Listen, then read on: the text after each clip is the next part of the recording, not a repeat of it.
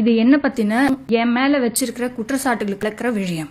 அதன் பின் ஒரு முறை சங்கத்தின் லெட்டர் பேடில் சங்கத்தில் அவர் பணிபுரிவதாக குறிப்பிட்டு கையொப்பமிட்டு தர சொல்லி சங்க பணியாளர் ஒருவரிடமும் அதன் பின் ஐயா அவர்களிடமும் அதை புதிய வீட்டிற்கு வாடகை செல்லும் போது வீட்டு உரிமையாளரிடம் காட்ட வேண்டும் என்று சொன்னார். ஆமா, நான் ஐயா கிட்ட ஒரு போனஃபைட் சர்டிபிகேட் மாதிரி கேட்டிருந்தேன். அதை அவர் தர மறுத்துட்டாரு. அது அவருக்கு ஆபத்து தரக்கூடும் அப்படின்னு அவர் விளக்குனாரு. ஆனா இவங்க முதல் காரணமா என்ன சொல்றாங்கன்னா, இதுவரை அவரை நாங்கள் நேரில் கூட பார்த்ததில்லை, அதனால எனக்கு போனஃபைட் சர்டிபிகேட் ஏதாவது கொடுத்தா அவங்களுக்கு சிக்கல் ஏற்பட்டுருமா, அதனாலதான் கொடுக்கலையாம். இதை நான் ஒத்துக்கிறேன், இது ஒரு நல்ல காரணம் தான். வீட்டுக்கு போனஃபைட் சர்டிபிகேட் கொடுக்கணுமா? யாருமே கேட்க மாட்டாங்களே. அக்ரிமெண்ட்டுக்கு ஐடி மட்டும் தானே கேட்பாங்க. எதுக்கு போனஃபைட் சர்டிபிகேட்? ஐயாவை ஏதேனும் ஒன்றில் சிக்க வைக்க முயற்சி பண்ணிருக்கா. அது தெரிந்துதான் ஐயா கொடுக்கல.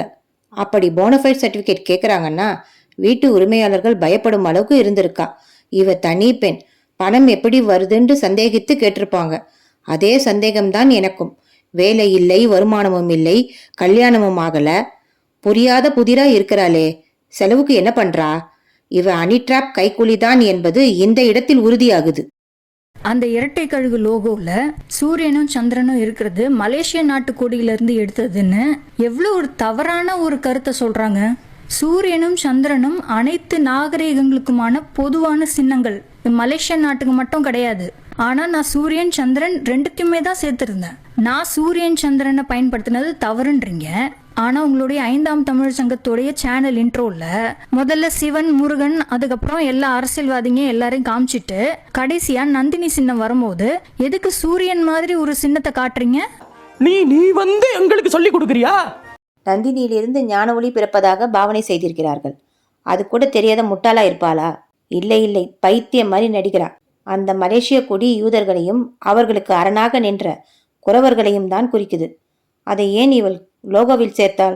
அப்ப நான் 2 பேரும் சேர்ந்த கலவை இனம் என்று குறிக்கத்தான். அந்த இரட்டை கழுகு படம் இவள் கலிங்க மண்ணை சேர்ந்த கன்னடம் அல்லது தெலுங்கு பெண்ணாகவோ தான் இருப்பாள். அதனால்தான் கர்நாடக அரசு சின்னமான கண்டபெருண்டாவை பாவிக்கிறாள். இவ என்ன சொல்றானா, அது ராவண இந்திரரை குறிக்கும்படி போட்டேன்னு சொல்றா. அதிலும் கழுகுகளை வேல் குத்தி கிழிப்பது போல சிம்பாலிசம் வேறு காட்டுறா. அப்படி பார்த்தாலும் பாண்டியர் ராவண இந்திரரை முதல் பாண்டியன் முருகனே அழைப்பது போல்தானே அர்த்தம் வருது. இதெல்லாம் தெரிஞ்சே பண்றா வந்தேரி. பாண்டியனையா அவர்கள் அவருடைய ஆராய்ச்சியில ராவணன் இந்திரன் தான் முதல் பாண்டிய மன்னர்கள்னு சொல்லிட்டு வந்தாரு. ஆனா ரஜினிகாந்த் படங்களை நான் டிகோட் பண்ணும் போது முருகன் தான் முதல் பாண்டிய மன்னர்னு யாரும் கண்டுபிடிக்காத ஒரு தகவலை நான் கண்டுபிடிச்சேன். முருகன் தான் முதல் பாண்டிய மன்னன்ற அரிய செய்தி திரைப்படம் மூலமா தான் கிடைச்சிருக்கு நம்மளுக்கு. அதுக்கப்புறம் ஐயா வந்து பாண்டியன் என்றாலே முருகன் தான் அப்படின்னு அவருடைய பேரு கூட முருகனை தான் குறிக்குதுன்னு இப்ப சொல்றாரு. முருகன் தான் முதல் பாண்டிய மன்னன்ற மிக முக்கியமான அரிய செய்திய நான் தான் டிகோட் பண்ணி சொன்னேன். அதுல எனக்கு பெருமை உண்டு. ஜப்பான்கார என்னென்னமோ கண்டுபிடிக்கிறா, நான் எதை கண்டுபிடிச்சிட்டு வந்துக்குது? முருகன் தான் முதல் பாண்டியன்னு அவள் தான் கண்டுபிடிச்சாலாம். அதை பதிவு பண்ணி ஆசுக்கார் வாங்கிக்கட்டும். நாங்க உரிமை கொண்டாட மாட்டோம். சக்கரத்தை கண்டுபிடிச்சது முருகன் தான்னு ஐயா முதல்லையே சொல்லிட்டார். வண்டி என்ற வார்த்தை தான் பாண்டி என்று மறுவுது. அப்ப சக்கரத்தை கண்டுபிடிச்சவர் தானே வண்டியையும் கண்டுபிடிச்சிருப்பார். சக்கரத்தை மட்டும் கண்டுபிடிச்சு குச்சியில ஓட்டி கொண்டு இருந்திருப்பாங்க. ஒரு பொது அறிவு வேண்டாம்?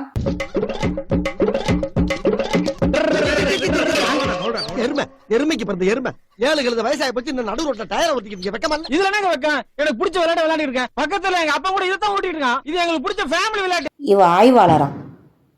முருகனுக்கு பின்னால் வந்த சித்த மரபினர் ராவண இந்திரர் பாண்டிய வம்சா வழியாக அறியப்பட்டிருப்பார்கள். இவ என்ன சொல்ல வரான்னா, முருகர் காலத்தில் பாண்டியர் குழு தொடங்கிடுச்சுன்னு சொல்றா. அது தவறு. ஐயா முதல்லையே தெளிவாக சொல்லிட்டார். இது போல முருகனை பற்றிய மேலும் பல அரிய தகவல்களை மீட்டெடுத்து நேயர்களிடமும் ஐயாவிடமும் நான் பகிர்ந்திருக்கேன். முருகன் என்ற பெயரிலிருந்தே கன் என்ற ஆயுதத்தை முருகன் தான் முதல்ல உருவாக்கி இருக்காருன்னு மேலும் பல ஆதாரங்களோட கன் முருகன். இவ ரொம்ப ஓவரா போறா. தமிழறிவு இல்லாதவளா இருக்கா. கன் என்பது குயிக்கன் முருகன் இல்லை. கன் என்பது ஒருமையில் குறிக்கும் சொல். முகன், அகன், இகன், மகன், இப்படி பல. அவர் பெயர் தமிழில் மூவிரு கோணம் முருகு என்றானது. தமிழ்ச் சங்கங்களில் அந்த பெயர் பொலிவு பெற்று முருகன் என்று அழைத்தார்கள். முருகன் கன்னை எதற்கு உருவாக்கணும்? வேட்டையாடி மாமிசம் சாப்பிடுறதுக்காகவா? இல்லை, சூரபத்மனுடன் போர் செய்ய பயந்து தூரத்திலிருந்தே சுட்டுக் கொள்ளவா? முருகனை எப்படி கட்டமைக்கிறாய் என்பதை பாருங்க. உள்ளிருக்கும் வந்தேரி புத்தி வெளிப்படுது. கிருஷ்ணர் சொல்லி ஆச்சாரி அர்ஜுனன் உருவாக்கிய போருக்கான ஆயுதம் தனுசு. தனுசு என்பது தானாக உசுப்பிக்கொள்ளும் ஆயுதம். அதுவே கன் என்று ஆனது. இதை உருவாக்கிய இருவருக்கும் கண்ணன் என்று பெயர். அதை குறிக்கவே கிருஷ்ணர் குழலோடு சித்தரிக்கப்படுகிறார். இதன் மூலமா தான் ராமாயண யுத்தத்துல தமிழ் கடவுளான இந்திரன் யூத ராமனை துப்பாக்கியால சுட்டு கொன்னாரு என்ற உண்மை வெளிவந்தது. அதனால என்னுடைய ஆராய்ச்சியும் பங்களிப்பையும் நீங்க அவ்வளோ எளிதில புறக்கணிக்க முடியாது. இந்திரனையும் இப்படித்தான் இழிவுபடுத்துறா.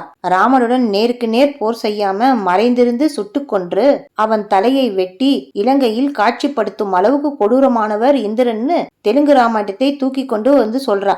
இதுக்கு ஆரியர் எழுதி வச்ச ராமாயணமே பரவாயில்லை, ராமன் தான் மறைந்திருந்து தாக்கினார்னு சொல்வாங்க. இவளுக்கு தமிழர் மேல் அவ்வளவு வந்தேறி வன்மம். ஆரிய புராணத்தை நம்பும் சாதாரண மக்கள் இதையெல்லாம் இத்தனை நாளா எப்படி பாக்குறாங்க? அவதார ராமனையே எதிர்த்த மாவீரன் ராவணன் என்று பெருமையா பேசுறாங்க. ஆனா உண்மை வரலாற்றை இவ எப்படி கட்டமைக்கிறான்னா, சர்வ வல்லமை பொருந்திய ராவண இந்திரர்களை எங்கிருந்தோ தனி மனிதனாக வந்த வீரன் ராமன் எதிர்த்து நின்று போர் புரிந்து விழுந்தான். அவனை மறைந்திருந்து தான் சுட்டுக் கொள்ளவே முடிந்தது. இந்த வெற்றியை கொண்டாட தலையை வெட்டி இலங்கைக்கு கொண்டு போனாங்களாம். கடவுளர்களை எவ்வளவு கேவலமாக சித்தரிச்சிருக்கா இந்த வந்தேரி.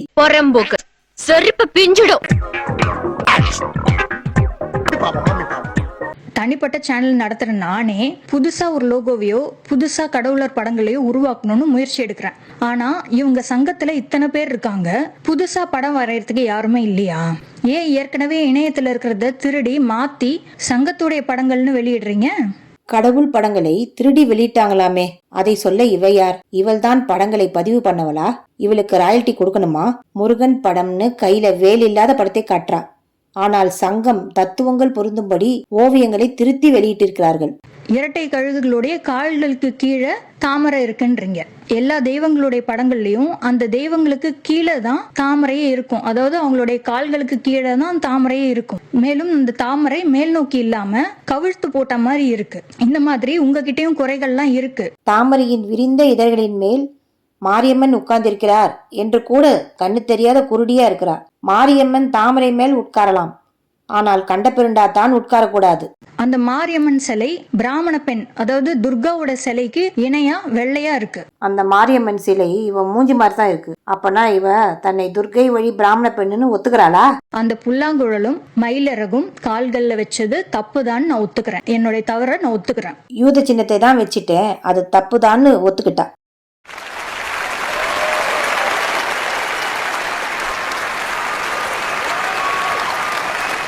எங்கோ பிறந்து எங்கோ வளர்ந்தான்.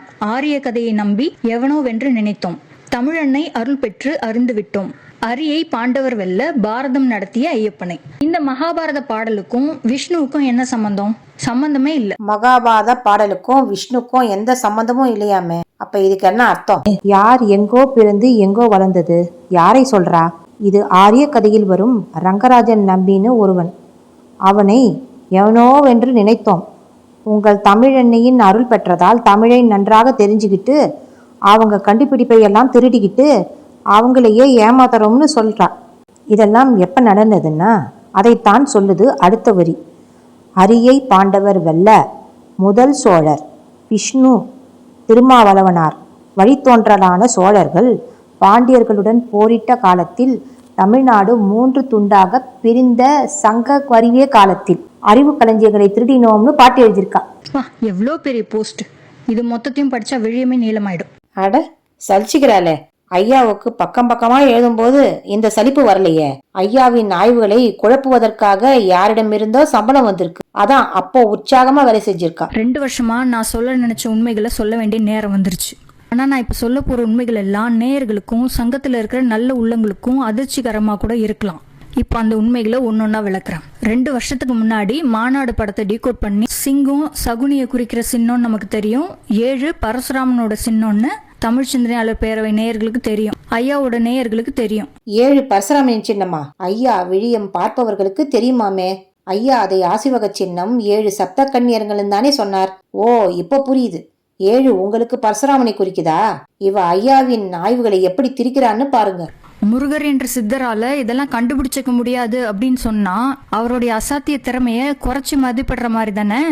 யார் வேணாலும் எது வேணாலும் சொல்லலாம், அதுக்கு நீங்க ஆதாரம் கொடுக்கணும்னு நான் கேட்டேன். அதுக்கு அவர் போட்ட மெசேஜ் எனக்கு புரியவே இல்லை. அவருக்கு ஆங்கிலமும் தெரியல. அப்புறமா தான் எனக்கு தெரிஞ்சது அவருக்கு தமிழ்லயும் சரியா எழுத வராதான்.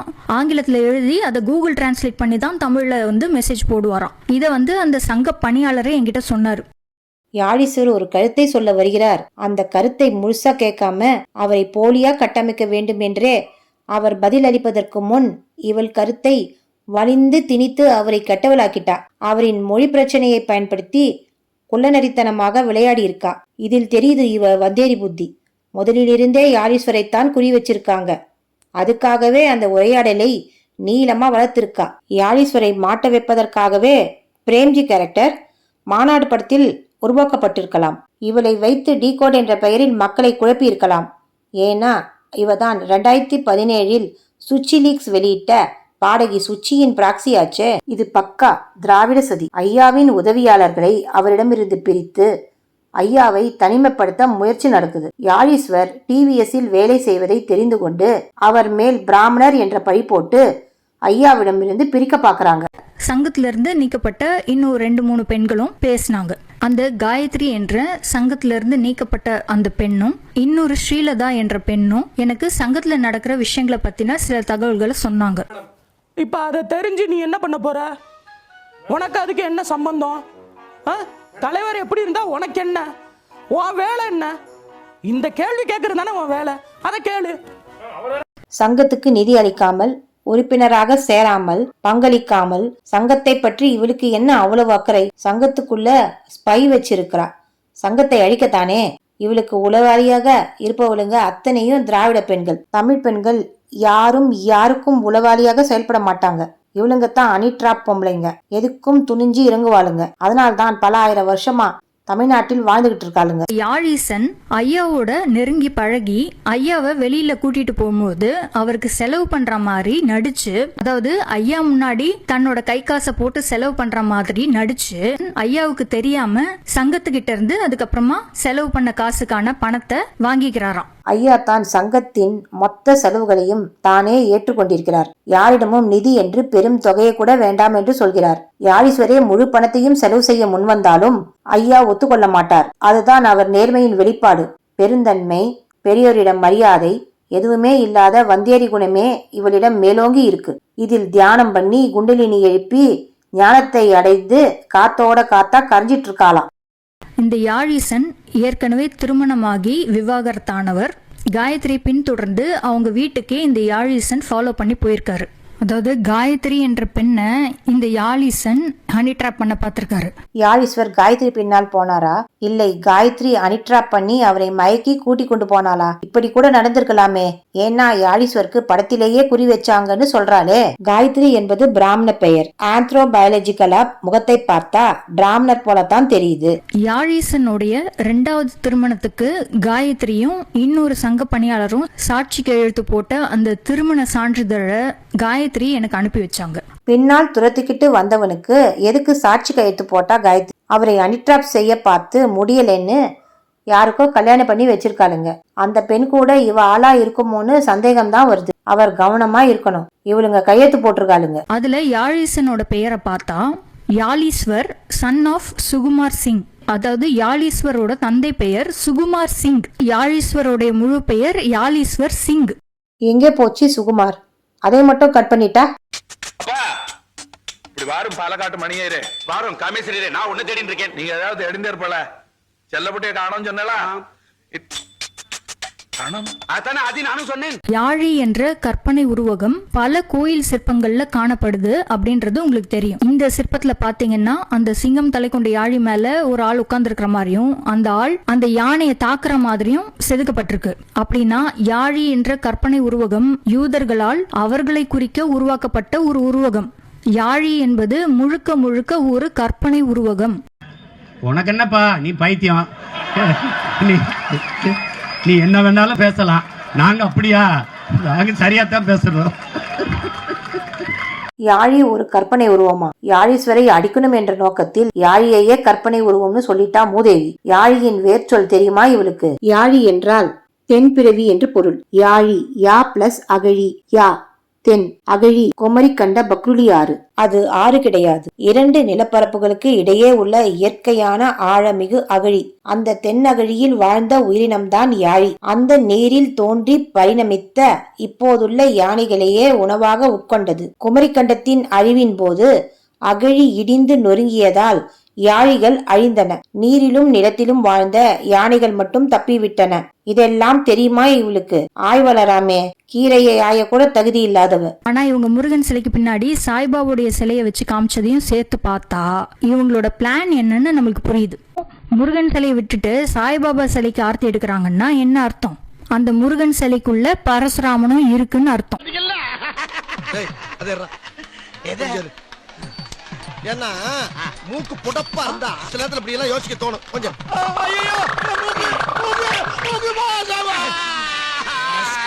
முருகன் சிலைக்கு தீபாராதனை காட்டும் காட்சியில் முருகன் சிலையை விடுத்து சாய்பாபா சிலைக்கு தீபாராதனை காட்டுறாங்கன்னு சொல்றாளே, அது ஐயா தான். அவ ஐயாவைத்தான் சொல்றா. சிற்பக்கூடத்தில் இருக்கும் சிலையை கவனிக்கவில்லை என்று தீபாராதனை செய்யும் விடயத்திலேயே ஐயா சொல்லிவிட்டார். அதையும் மீறி ஐயா மீதே பழி சொல்றா.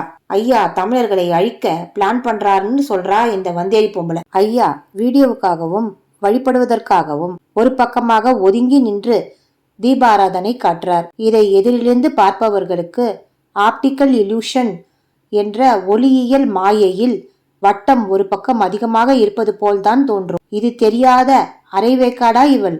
இல்லை, இப்படி ஐயா மேல் போலி குற்றச்சாட்டை வைக்க அனுப்பப்பட்டாளா என்று நீங்களே தெரிந்து கொள்ளுங்கள். ஐயாவின் மாணவர்களோ பின்தொடர்பாளர்களோ நேயர்களோ யாருமே இப்படி கேவலமாக பேச மாட்டாங்க. அப்ப இவ பல வருஷமா நம் மீது வன்மம் கொண்ட வந்தேரியாத்தான் இருக்கணும். RSS என்று வார்த்தைக்கு வார்த்தை சொல்றவ திராவிடத்தையும் ஈவராவையும் தொடவே மாட்டேன்றா. இதிலிருந்து தெரிஞ்சுக்கங்க இவ யாரென்று. சங்கத்தோடைய முருகன் சிலை யாழீஸ்வர் சிங்கோடைய முகத்தோட அம்சம் கொண்டது அப்படின்னு சொன்னாங்க. இத கேட்ட உடனே எனக்கு அதிர்ச்சி. முருகன் சிலைக்கு யாழீஸ்வர் முகம் போலத்தான் இருக்கும். அதுதான் தமிழர் முகம். இவளுடைய வந்தேரி மூஞ்சை தமிழ் கடவுளுக்கு வைக்க முடியுமா? ஏற்கனவே துர்கை சிலை மாதிரி மாரியம்மன் சிலை இருக்குன்னு சொல்றா. அது இவ மூஞ்சி மாதிரி தான் இருக்கு. அதிர்ச்சி இதோட முடியல. ஏன்னா இந்த முருகன் சிலையை வச்சுதான் அவங்க முருக விழாவை எடுத்தாங்க. மேலும் முருகனுக்கு உகந்த முல்லை திணையிலேயோ மருத திணையிலையோ நடத்த வேண்டிய முருக விழாவை நெய்தல் திணையில நடத்தியிருக்காங்க. அதுவும் விழுப்புரம் மாவட்டம் கூனிமேடு கிராமம். கூனிமேடு என்ற அந்த இடத்தோட பெயர் சகுனியை குறிக்கிற விதத்துல தானே இருக்கு. கூனிமேடு சகுனிமேடு. அந்த முருகன் சிலையும் ஒரு படகுல வைக்காம வெறும்னே தண்ணியில முங்கிட்டு எடுத்துட்டு வந்தாங்க. கூனிமேட்டை சகுனிமேடுன்னு சொல்லிட்டா மூதேவி. நாளடைவில் சா காணாம போய் கூனி அடிச்சான். ஒருவேளை ராமாயண கூனியை குறித்து இவளை குறித்திருக்குமோ? முருகன் குமரிக்கண்ட மாந்தர். அவர் கடலோடி. ஆனால் இலங்கைக்கு அவர் புதியவர். நெய்தல் நிலத்தில் குறவர்களுடன் போரிட்டிருக்கலாம். திருச்செந்தூரில் சூரசம்ஹாரம் கடற்கரையில்தானே நடக்குது. உலகில் எல்லா இடங்களிலும் புதிதாக கண்டுபிடிக்கப்பட்ட நிலங்களை அடையும் போது அங்கு வந்து இறங்கியவர்களுக்கும் ஏற்கனவே அங்கிருக்கும் பூர்வ குடிகளுக்கும் கடற்கரையில்தான் சண்டை மூடும். அது அதன் வழமை. அதன்படி கூனிமேட்டில் விழா எடுக்க கடவுளரே முடிவு செய்திருக்காங்க. முருகர் குறவர்களை போரிட்டு குனிய வைத்தவர். அந்த வரலாற்று நிகழ்வுகளை குறிக்கும்படி கடவுள் முருகனே அந்த இடத்தை ஐயாவுக்கு தேர்வு செய்து விழா நடத்த கொடுத்திருக்கிறார். இதை தமிழ்த்தேன் அவர்களும் உறுதிப்படுத்தி இருக்கிறார். அந்த முருக விழா காணொலியிலையும் முருகருக்கு நீங்க ஊதா கலர் பின்னணி தான் கொடுத்துருக்கீங்க. நான் ஊதா கலர் பயன்படுத்தினேன், அமிர்திஷ்டன் வச்சிருக்கேன்னு என்ன குற்றம் சாட்டுறீங்களே? பல நிறத்தில் ஒரு நிறமாக ஊதாவை பயன்படுத்துவதும் அவள் ஊதா ஆசிவகர்னு தன்னை அழைச்சிக்கிறதும் ஒன்றாம். தன் விடயத்தை பார்க்கும் மக்களை முட்டாளாக நினைச்சிருக்கா ஊதா ஆசிவகர் என்கிற யூத ஆசிவகர். அது மட்டும் இல்ல, முருகனுக்கு கருப்பு நிற பின்னணியும் கொடுத்துருக்கீங்க. ஊதா நிறத்துக்கு அப்புறமா வருவோம். கருப்பு யூதர்களுடைய நிறம்னு உங்களுக்கு தெரியாதா? யூதர்களுடைய பாரம்பரிய நிறம் தானே கருப்பு. என்ன மட்டும் மரகத ஆசிவகர்னு ஏன் வைக்கலாம் அவங்க அப்படின்னு கேட்க தெரியுதுல உங்களுக்கு?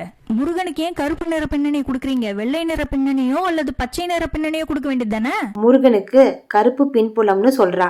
புட்டி போட்டும் கண்ணு தெரியலையே இவள். லாரியா?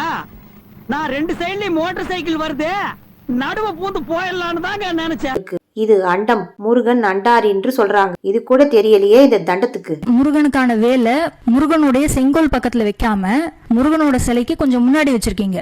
ஒரு ஆங்கிள் பார்த்தா முருகன் சிலையை கழுவேற்ற மாதிரி காட்சியளிக்குது அந்த வேல்.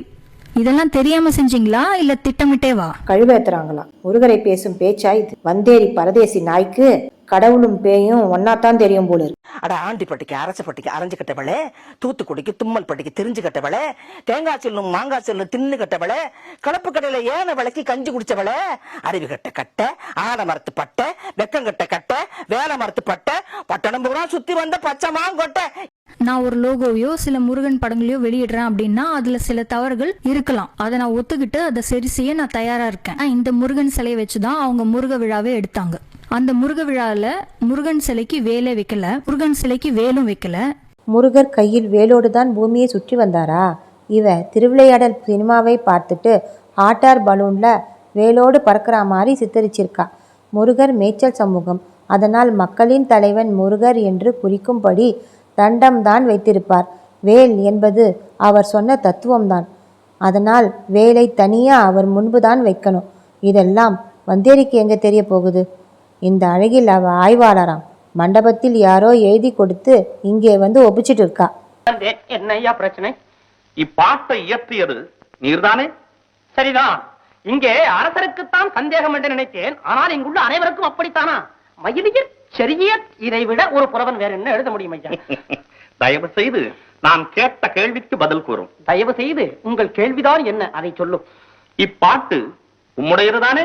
பின்ன மண்டபத்துல யாராவது எழுதி கொடுத்து அதையா நான் வாங்கிட்டு வந்திருக்கிறேன். என்னுடையதான் என்னுடையதான் என்னுடையதான் ஐயா. விழாலையும் நிர்வாணமான கர்ப்பிணி பெண்ணோட உருவத்தை ஒரு ஊதா நிற காத்தாடியில பறக்க விட்டுருக்கீங்க. கர்ப்பிணி பெண்ணை வந்து சேலையோட காமிக்க முடியாதா? நிர்வாணமா தான் காமிக்கணுமா? இது பெண்களை இழிவுபடுத்துற செயல் தானே. காத்தாடியில் கர்ப்பிணி பெண்ணை சேலை கட்டி காட்டணுமா? சேலை கட்டி அதன் மேல் கத்தியை வைத்தால் முருகன் எப்படி சிசேரியன் செய்தவர்னு தெரியும்? டெய்லர்னு தான் நினைப்பாங்க. மக்கும் முண்டமே. இவ மயிர் நீத்தால் உயிர் நீக்கும் கவரிமான் பரம்பரை. ஃபுல் ட்ரெஸ் போட்டு காட்டணுமா? இதில் இருப்பது ஒரு உருவம் தான். உண்மையான பெண்ணை போட்டது போல துடிக்கிறாளே. வேற சில விஷயங்கள்ல ஆசிவகத்தை புன்னிறத்துல காட்டுறீங்க. நானும் உங்களை எதிர்கேள்வி கேட்கலாம். பரசுராமனுடைய நிறம் தானே தங்கம், அப்படியே ஆசிவகத்தை தங்க நிற எழுத்துக்கள்ல காட்டுறீங்க. அது பரசுராமனை குறிக்கவா? ஆசிவகத்தை முருகனை குறிக்கிற மரகத பச்சை நிறத்துல காட்டலாம்ல. தங்கம் பரசுராமனுடையதா? தமிழர்களுடையது. திருடி கொண்டு போனது தான் பரசுராமன். ஆசிவகத்தின் நிறம் வளத்தை குறிக்கும் தூய தங்கத்தின் நிறம். தமிழர்களை குழப்பி ஐயாவின் ஆய்வுகளை சிதைக்க அனுப்பப்பட்டிருக்கா. மரகத பச்சையை வச்சா லூசிஃபரை குறிக்கும், லிபர்ட்டி ஸ்டாச்சுவை குறிக்கும்னு பழி சொல்லுவா. என்ன கலர் கலரா ரீல் விடுறா. என்னடி கலர் கலரா ரீலா விடுற? ஏய் ஜனங்களே பாத்துங்க, என் மேல தப்பு இல்ல. இந்த பாவத்துக்கெல்லாம் நான் ஆளாகவே மாட்டேன். அத்தனையும் பொய். சில பேரு அறிவிலித்தனமா அவங்க சிகப்பா இருக்கிறாங்க, அதனால அவங்க தமிழரா இருக்க வாய்ப்பு இல்லைன்னு கமெண்ட்ஸ் போட்டிருக்கீங்க. சிகப்பா இருக்கிறவங்க எல்லாம் தமிழர் கிடையாது, கருப்பா இருக்கிறவங்க எல்லாம் தான் தமிழரு அப்படின்னு ஒரு குரூப் கிளம்பி இருக்கு. கருப்பா இருக்கிறவங்க எல்லாம் தமிழன்னா என்ன? ரஜினிகாந்த் தமிழனா? விஷால் தமிழனா? விஜய் சேதுபதி தமிழனா? அவர்கள் எல்லாம் தமிழரிலிருந்து கிடைத்த இனங்கள் தான். அதான் கருப்பா இருக்காங்க. ஆனா இவ ஆரியத்திலிருந்து சமீபத்தில் கிடைத்த இனமா இருக்கு. அதான் வெள்ளையா இருக்கா. புதுசா ஏற்படுத்தப்பட்ட ஆரிய வைசிய கோமிட்டி செட்டியாச்சே, அப்படித்தான் இருப்பா. உங்கள எத்தனை பேருக்கு மூத்த தமிழறிஞர் இளங்குமரனார்னு ஒருத்தர் இருந்தாருன்னு தெரியும்? அவரை நடமாடும் தொல்காப்பியர்னு அழைச்சாங்க. அந்த அளவுக்கு தமிழ் இலக்கியங்களை கரைச்சு குடிச்ச தமிழ் பற்றாளர் அவரு. இளங்குமரனார் ஐயா அவர்கள் சிகப்பாதான் இருந்தாரு. அவரை தமிழர் இல்லைன்னு சொல்லி தமிழ் சமுதாயத்துல இருந்து ஒதுக்கிடுவீங்களா? தோலின் நிறத்தின் அடிப்படையில மட்டுமே ஒருவரை எடை போடுவது எவ்வளவு ஒரு பிழையான கருத்தியல். இவ இளங்குமரனாரை பற்றி சொல்வதற்கும் ஒரு காரணம் இருக்கு. திருக்குறளுக்கு உரை திருக்குறளே என்ற ஆய்வு நூலை எழுதியிருக்கிறார். திருக்குறள் பற்றியும் திருவள்ளுவர் பற்றியுமே நிறைய செயல்கள் செய்துள்ளார். ஒரு வள்ளுவராகவே வாழ முயன்றிருக்கிறார். குமரன் முருகர், இளங்குமரன் கிருஷ்ணன் இருவரும் சேர்ந்த உருவகம். இயற்பெயர் கிருஷ்ணன். ஆக இவர் உருவாக்கப்பட்டவர். அதுக்குத்தான் குறிப்பிட்டு சொன்னான். அந்த இளங்குமரனார் மலையாள பிள்ளை. அப்படி பார்த்தால் மலையாள பழம்பெரும் நடிகர் மதுவையும் தமிழன்னு சொல்லுவா போலிருக்கு. அவரும் பிள்ளை சமூகம்தான். ஊவேசா, பாரதியார்னு எல்லோரையும் தமிழ்நாகிடுவா போல இருக்கு. இவர்கள் எல்லாம் தமிழ் பற்றாளர்கள் என்பதாலேயே தமிழர்கள் ஆயிட மாட்டாங்க. ஏடிஎஸ் அவங்களோட சேனல்ல ஐயாவை விட்டே பேச வச்சிருக்காங்க. அவங்களோட பதில் விழியத்துல இந்த யாலீஸ்வர் சிங் ஒரு பிராமண, ஒரு யூதன், ஒரு ஃப்ராடுன்றதுக்கான மேலும் சில ஆதாரங்களை அவங்களே கொடுத்திருக்காங்க. தென் மாவட்டங்களில் சிங் என்று தமிழர்களுக்கு பெயர் வச்சிருப்பாங்க. இது விஜயநகர ஆட்சி காலத்தில் தோன்றிய பட்டப்பெயர். பெரும்பான்மையான வன்னியர்களுக்கு சிங் என்று பெயர் உள்ளது. தேவேந்திர குல வேளாளர்கள், நாடார்கள், ஈழவாக்கள் என எல்லா தமிழ் குடிகளும் இப்பெயரை வைத்துள்ளன. அவர்கள் எல்லோரும் பஞ்சாப் சிங்குகளா இல்லை இலங்கை சிங்கேக்களா? பாத்தியாடா கிளவிக்கு கொழுப்ப. அவர்களை எல்லாம் தமிழர்கள் இல்லைன்னு சொல்லிடுவாளா இவள்? யாழீஸ்வர் சிங்னு சொல்றதுக்கு அது என்ன குலப்பெயரா? செருப்படித்தான் வாங்குவா. இவள் அப்பன் பெயர் குணசேகர். நாம் சுருக்கி சுசித்ரா கூனன் கூனின்னு கூப்பிடுவோமா? இனி இவளை அப்படியே கூப்பிடுவோம். அதுல இந்த யாலீஸ்வர் சிங் வீல்ஸ் இந்தியால வேலை செய்யறதா வருது. வீல்ஸ் இந்தியா என்பது ஐயங்கார் யூதர்களால் நடத்தப்படுற ஒரு நிறுவனம். இந்த ஐயங்கார் யூதர்களால் நடத்தப்படுற நிறுவனம் சிலை கடத்தல்லையும் ஈடுபட்டிருக்கிறதா நிறைய குற்றச்சாட்டுகள் இருக்கு. இப்ப பிராமணர்களை மட்டும்தான் வேலைக்கு சேர்த்துப்பாங்க, வேற எந்த இனத்தையும் வேலைக்கு சேர்த்துக்க மாட்டாங்க. யாலீஸ்வர் சிங் வேலை செஞ்சிட்டு இருக்கிறாரு. இவர் எப்படி ஆதி திராவிடரா இருக்க முடியும்? இந்த யாலீஸ்வர் சிங் கண்டிப்பா ஒரு பிராமண யூத வம்சாவழி தான். பேசாதடா, படிக்காத தற்குறிப்பல். வீல்ஸ் இந்தியால எல்லோரும் பிராமணர்களா? அந்த கம்பெனி பிராமண நாட்டுல இயங்குது. அதில் கக்கூஸ் கழுவுறவன், டயர் தூக்கி போறவன், வண்டிக்கு பெயிண்ட் அடிக்கிறவன், தோட்டக்காரன், டீ பாய் என்ற சகல வேலைகளையும் பிராமணர்கள் தான் செய்யறாங்களா? டிவிஎஸ் குரூப் ஆஃப் கம்பெனி அபிஷியலாக சிலை கடத்துதாமே. அதில் இருக்கும் ஒருத்தன் தான் கடத்தினானாம். சிலை கடத்தலுக்கு தான் நிறுவனத்தையே நடத்துறாங்களா? பைத்தியமா இவ? ரொம்ப நேரம் நல்லா பேசிக்கிட்டாளையா. பறையர் மற்றும் இதர தாழ்த்தப்பட்ட ஜாதி மக்களை பிராமணர் கம்பெனிகளில் வேலைக்கு வைக்க மாட்டாங்களா? தனியார் நிறுவனங்களில் ஷெட்யூல்ட் காஸ்ட் மக்களை வேலைக்கு வைப்பது கட்டாயம். அதனால் கம்பெனிக்கு சலுகைகள் கிடைக்குதே. அப்படியெல்லாம் மக்களை புறம் தள்ளிவிட்டு ஒரு கூட்டம் மட்டும் ஒன்றாக சேர்ந்து இயங்க முடியாது. இவளுக்கு அடிப்படை அறிவே இல்லையே. இவளின் கமெண்ட் செக்ஷன்ல ஒரு நாடார் என் அண்ணன் வீல்ஸ் இந்தியால வேலை செய்யறாருன்னு சொன்னதுக்கு எத்தனை வருடமா வேலை செய்யறாரு அப்படின்னு கேட்கிறா. மேலும் இப்படி சொன்ன சிலரிடம் அவர்களின் ஜாதி சான்றிதழை கேட்கிறா. இவை யார் இதையெல்லாம் கேட்க? இவளே யார் எப்படி வாழறான்னு நமக்கு தெரியல. அப்படி இருக்கும்போது சங்க நிர்வாகிகள், டிசிபி ஐயாவை பார்க்கும் மக்கள் ஆகியோரின் விவரங்கள் இவளுக்கு மட்டும் தேவைப்படுதுன்னா இவ யாருன்னு நீங்களே தெரிஞ்சுக்கோங்க. மேலும் சங்கத்துக்குள்ள பூந்த இந்த கருப்பாடான யாலீஸ்வர் சிங் RSS உளவாளி தான். பட்டயப்படிப்புக்கான வகுப்புகளையே ஆரம்பிக்க சொல்லி ஐயாவை வற்புறுத்தி இருக்கிற ஆள். இதை ஞாபகத்துல வச்சுக்கோங்க. சங்கத்தை உருவாக்கியதே ஐயா பாண்டியன் தான். பட்டயப்படிப்பை தொடங்கும் எண்ணம் ஐயாவுக்கு முன்பே இருந்தது என்று சொல்லியும் யாழீஸ்வர்னு சொல்றான்னா ஐயாவின் ஆளுமையை எவ்வளவு கேவலமா காட்ட முயற்சி பண்றா பாருங்க. பட்டயப்படிப்புக்காகவும் தமிழ் கலாச்சாரத்தை மீள் உருவாக்கம் செய்யவும் தான் ஐயா சங்கத்தையே தொடங்கினார். இவ யாழீஸ்வர் மேல் குற்றம் சாட்ட காரணம் என்ன? யாழீஸ்வர் தான் பட்டயப்படிப்புக்கு காரணம். அவர் கைக்கூலி என்று நிறுவி பட்டயப்படிப்பை நிறுத்துவதற்காக தமிழ்நாட்டை ஆளும் திராவிடம் அனுப்பிய ஆள்தான் இந்த சுசித்ரா கூனி என்று உறுதியாகிறது. ஏனென்றால் தூய தமிழ் தேசிய ஆட்சி மலர்ந்தால் திராவிடம் காட்டுக்கு போகணுமேனு தான் இந்த சுசித்ரா கூனி இவ்வளவு பாடுபடுறா. இவள் திடல் அனுப்பிய லூலு குழு பெண். அதான் மர்மமா இருக்கா.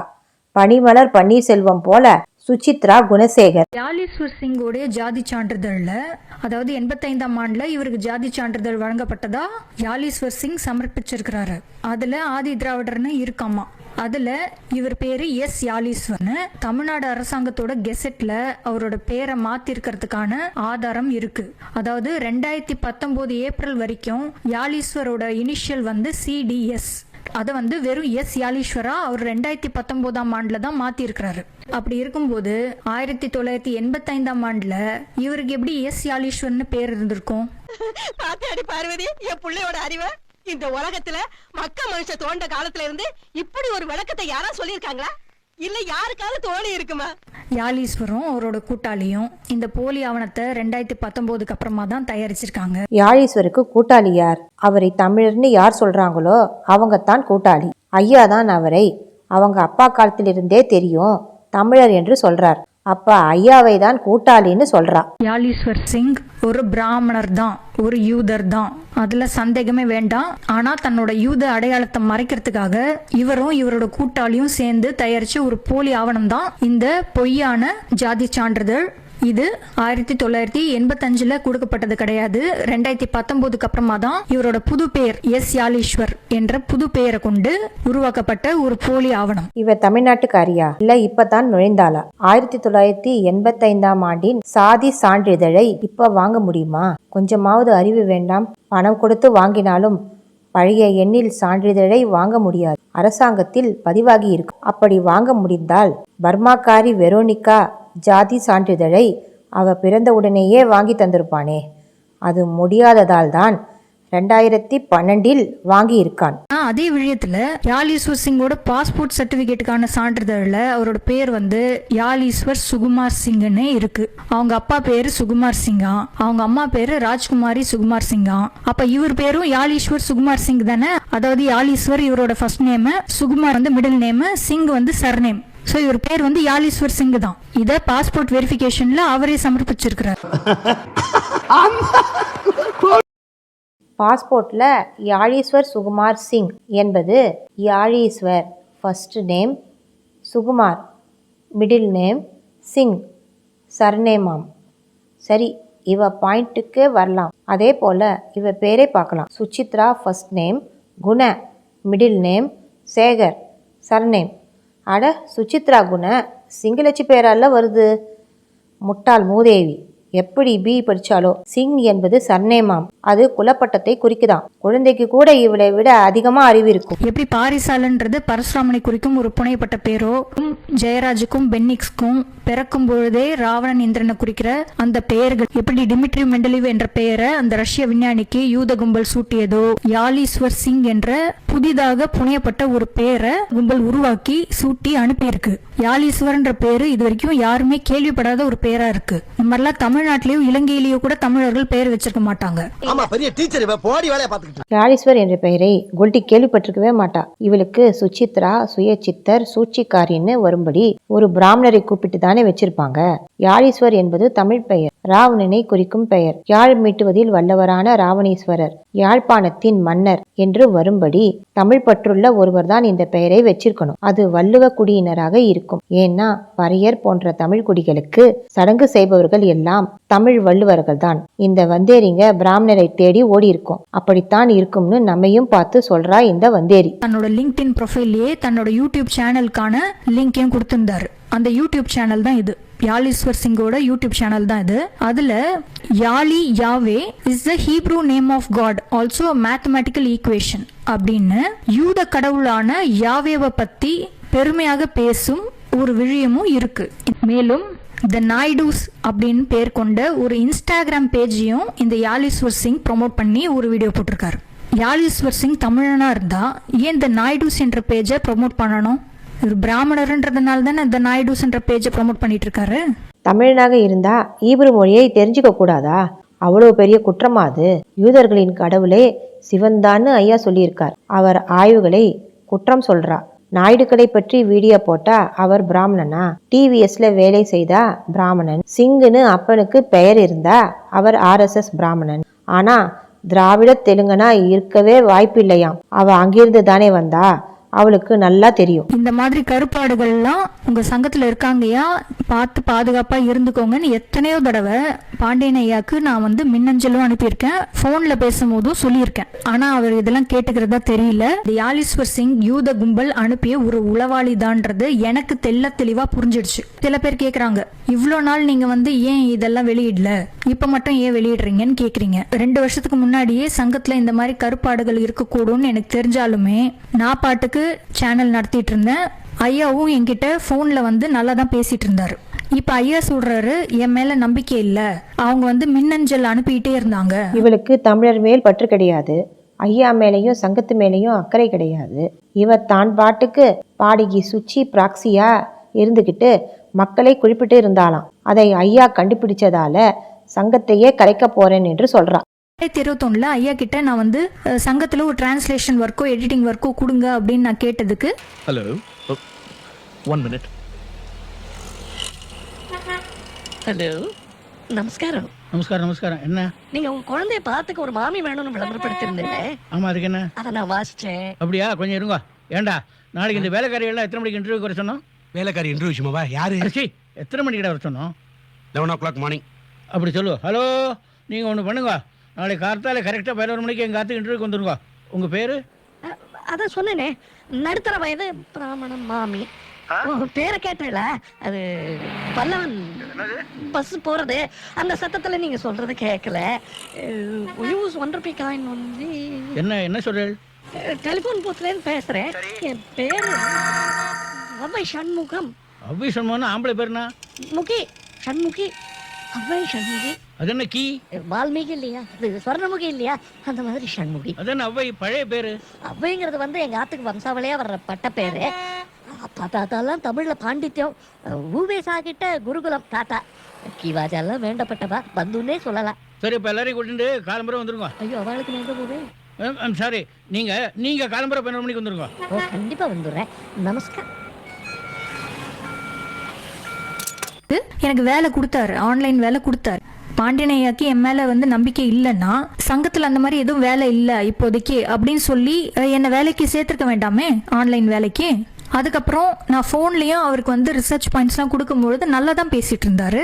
அப்பயும் அவருக்கு வந்து என் மேலே நம்பிக்கை இல்லைன்னா, ஏம்மா நீங்கள் இந்த மாதிரிலாம் எனக்கு ஃபோன் பண்ணாதீங்க, எனக்கு உங்கள் மேலே சந்தேகம் இருக்குது அப்படின்னு அப்போவே சொல்லியிருக்கலாமே. ஆனால் ஃபோனில் பேசும்போதெல்லாம் என்னோட ரிசர்ச் பாயிண்ட்ஸ் எல்லாம் நல்லா கேட்டுக்கிட்டாரு. ஐயா இவளுடைய ரிசர்ச் பாயிண்டை எல்லாம் நல்லா கேட்டுக்கிட்டு இப்ப நம்பிக்கை இல்லைன்னு சொல்றாராம். அவர் திருடிட்டாருன்னு சொல்றா இந்த பொறுக்கி. தமிழர் வரலாறு எதுவுமே இவளுக்கு தெரியல. முருகரும் ராவண இந்திரரும் பண்டிகை காலத்தில் நகைகளை போட்டிருப்பாங்கன்னு சொல்றா. தீபாவளிக்கும் பொங்கலுக்கும் போட்டிருப்பாங்களாம். ஆண்டி, ராம அவதாரத்துக்கு அப்புறம் தான் கிருஷ்ண அவதாரம். கிருஷ்ண அவதாரத்துலதான் நரகாசுரன் செத்து அந்த நாளை நம்ம தீபாவளியா கொண்டாடுறோம். ராமர் காலத்துலதான் தீபாவளியே கிடையாதே. அப்புறம் எப்படி அவங்க தலை தீபாவளி கொண்டாடி இருக்க முடியும்?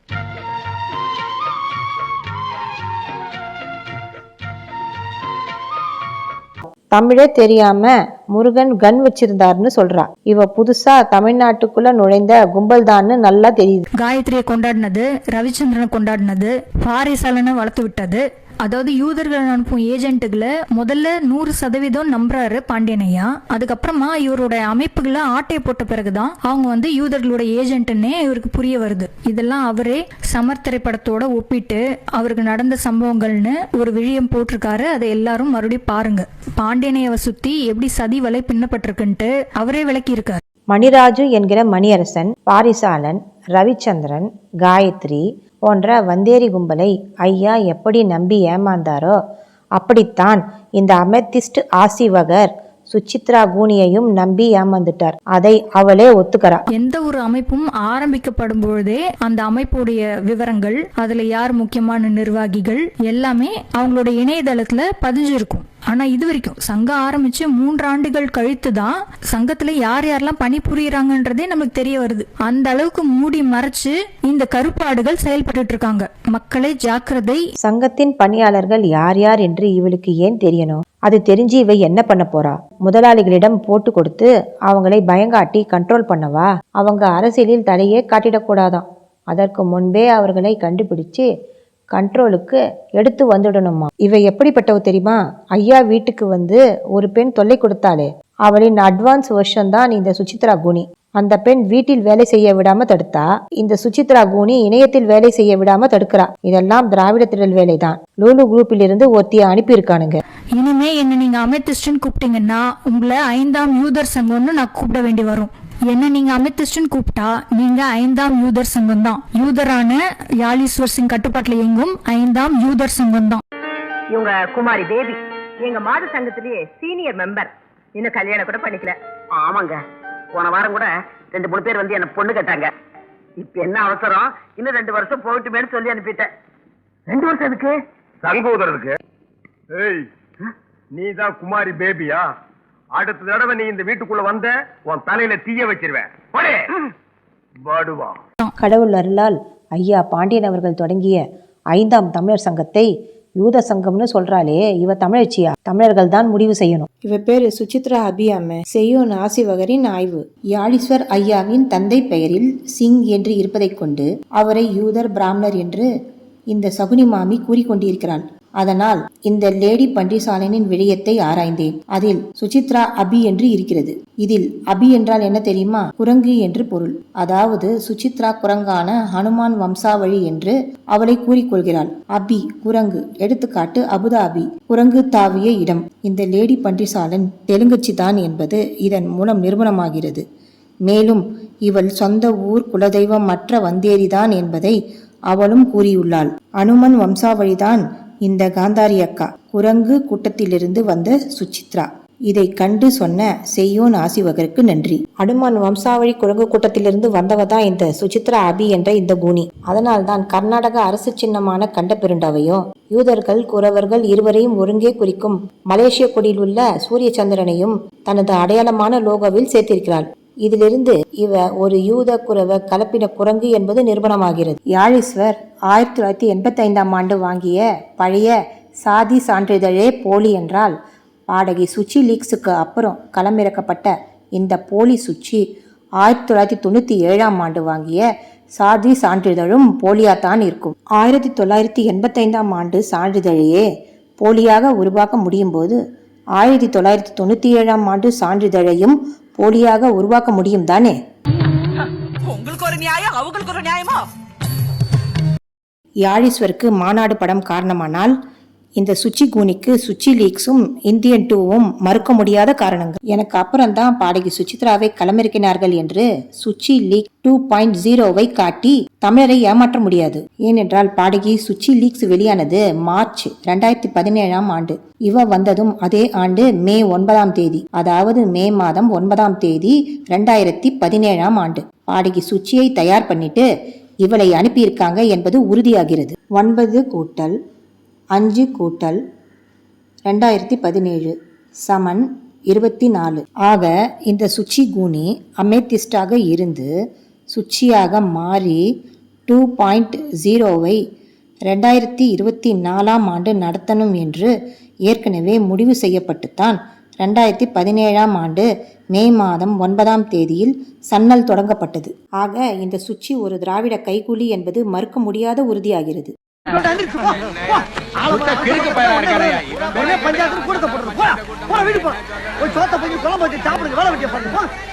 போடா 6 வீடு காலா போச்சுன்னா யாரும் சொல்லி கேவலப்படாரா? ஏன்டா சொல்லு போ போடுறான்.